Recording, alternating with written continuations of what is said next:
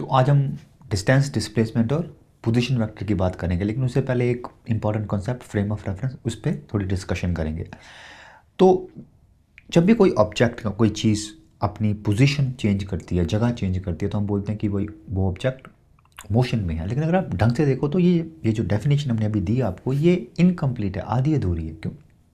For example, आप और आपका दोस्त कार में ट्रैवल कर रहे हो, एक दूसरे के मुकाबले में आपकी पोजीशन चेंज नहीं हो रही है, आप मोशन में नहीं हो।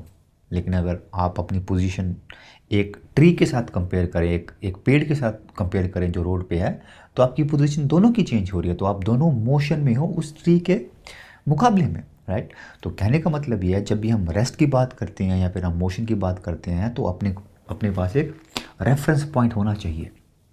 क्योंकि कोई भी चीज़ जो है वो कंप्लीटली रेस्ट में नहीं है और कोई भी चीज़ जो है कंप्लीटली मोशन में नहीं है। एक चीज़ किसी रेफरेंस पॉइंट के हिसाब से मोशन में हो सकती है और सेम चीज़ किसी दूसरे रेफरेंस पॉइंट के हिसाब से रेस्ट में हो सकती है, राइट। तो जब भी हम मोशन की बात करते हैं तो सिर्फ ये कहना कि भाई ये ऑब्जेक्ट मूव कर रहा है, ये काफ़ी नहीं रहता। अपने को ये भी बताना पड़ता है कि किसके मुकाबले में मूव कर रहा है, वो रेफरेंस पॉइंट क्या है, और उस रेफरेंस पॉइंट को हम क्या बोलते हैं? Frame of reference. तो सवाल ये पैदा होता है कि भाई फ्रेम ऑफ रेफरेंस को चुनते कैसे हैं? तो फ्रेम ऑफ रेफरेंस टोटली आपके ऊपर, आप कुछ भी चुन सकते हो।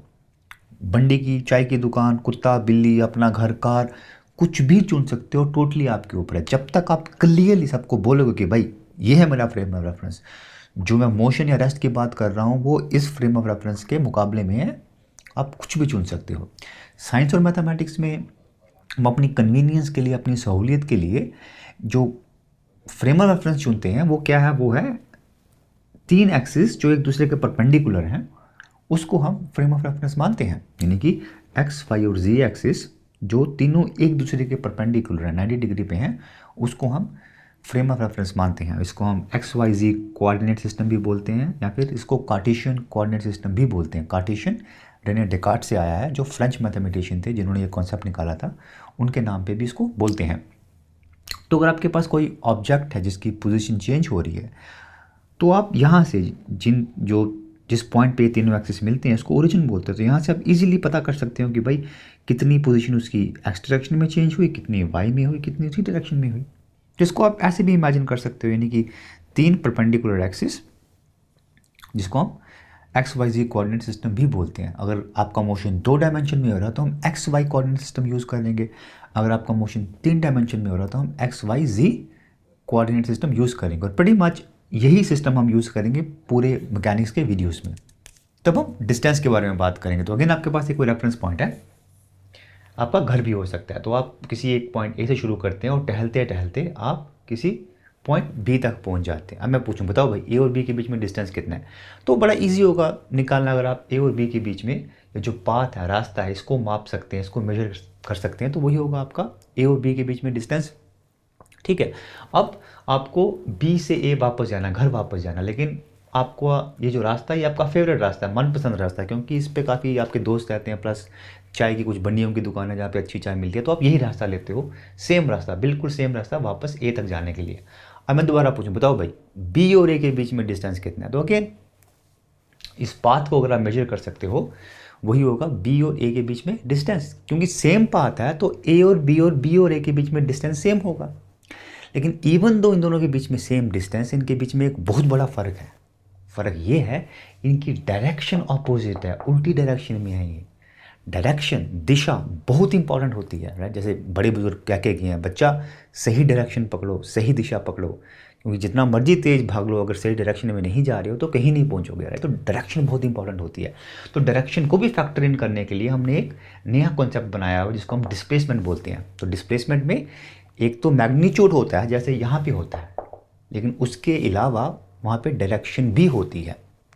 तो दो पॉइंट के बीच में अगर आप डिस्प्लेसमेंट निकालनी है तो उसका मैग्नीट्यूड क्या होगा? उन दो पॉइंट के बीच में आप स्ट्रेट लाइन निकालिए या शॉर्टेस्ट डिस्टेंस निकालिए, तो वो होगा आपका मैग्नीट्यूड। और डायरेक्शन क्या होगा? इनिशियल पॉइंट से फाइनल पॉइंट के बीच में जो एरो होगा वो होगा उसका डायरेक्शन। फॉर एग्जांपल आपको ए और बी के बीच में डिस्प्लेसमेंट निकालनी है, तो आप ए और बी के बीच में एक स्ट्रेट लाइन निकालिए वो होगा उसका मैग्नीट्यूड और डायरेक्शन होगा ए से बी के बीच में जो एरो है ये डायरेक्शन होगी। अगर आपको बी से ए के बीच में डिस्प्लेसमेंट निकालनी है तो अगेन बी और ए के बीच में एक स्ट्रेट लाइन डालिए, तो अगेन स्ट्रेट लाइन ऐसी होगी, लेकिन इसमें डायरेक्शन जो होगा वो उल्टा होगा, इस डायरेक्शन में होगा, राइट। तो सिंस डिस्प्लेसमेंट में आपको मैग्नीट्यूड और डायरेक्शन दोनों बताना पड़ता है, डिस्प्लेसमेंट आपका वेक्टर क्वांटिटी है और ये जो डिस्टेंस है ये स्केलर क्वांटिटी होता है, ठीक है। तो अभी हमने देखा कि डिस्प्लेसमेंट क्या होती है। अब हम देखेंगे दो तरीके जिससे हम डिस्प्लेसमेंट निकाल सकते हैं।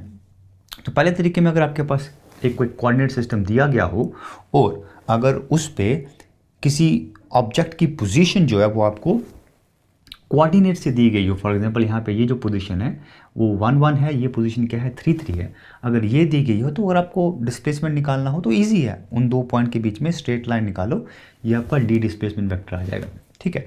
लेकिन इसमें एक बहुत इंपॉर्टेंट बात याद रखने वाली ये है कि अगर मैं इस कोऑर्डिनेट सिस्टम को 4 यूनिट्स राइट डायरेक्शन में मूव करता हूँ, इस कोऑर्डिनेट सिस्टम को यहाँ पे, जैसे हमने स्टार्टिंग में बोला था कोऑर्डिनेट सिस्टम कौन सा चूज़ करूँ ये पूरा मेरे पे डिपेंड करता है, ठीक है।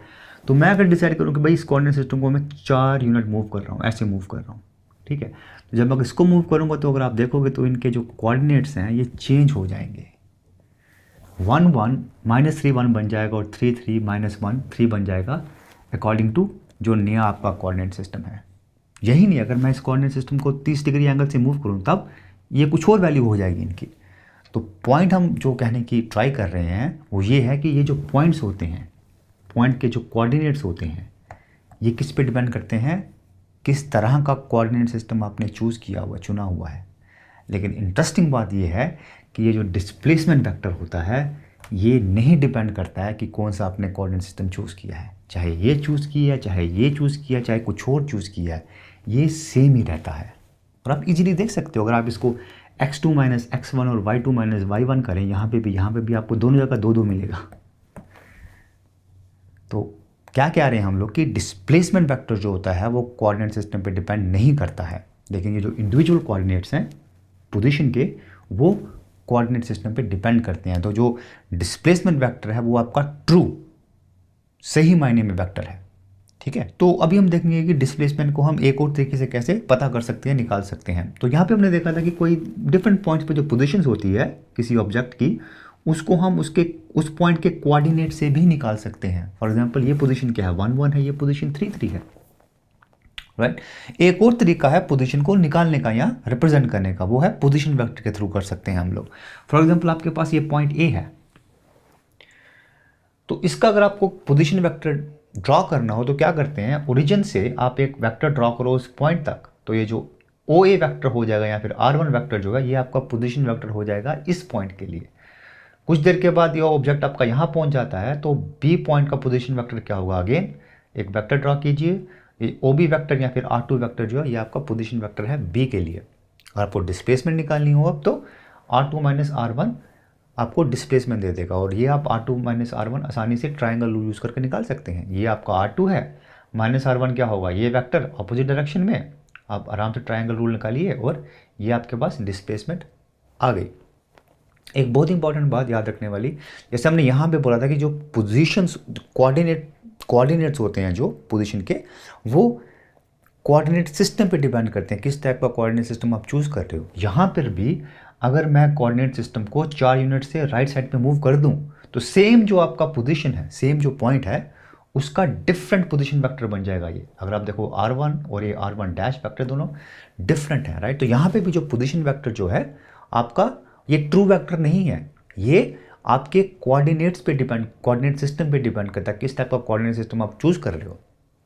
लेकिन यहाँ पे भी डिस्प्लेसमेंट जो है वो कोऑर्डिनेट सिस्टम पे डिपेंड नहीं करती है। तो जो डिस्प्लेसमेंट होती है हमारी वो एक ट्रू वेक्टर होती है, लेकिन जो पोजीशन वेक्टर होता है वो ट्रू वेक्टर नहीं होता है, ठीक है। तो अपने को दो तरीके देख लिया हमने डिस्प्लेसमेंट को निकालने के लिए, डिपेंडिंग अपॉन आपको किस तरह का प्रॉब्लम दिया गया, किस टाइप की इन्फॉर्मेशन दी है, आप दोनों में से कोई भी तरीका यूज़ कर सकते हैं डिस्प्लेसमेंट को निकालने के लिए।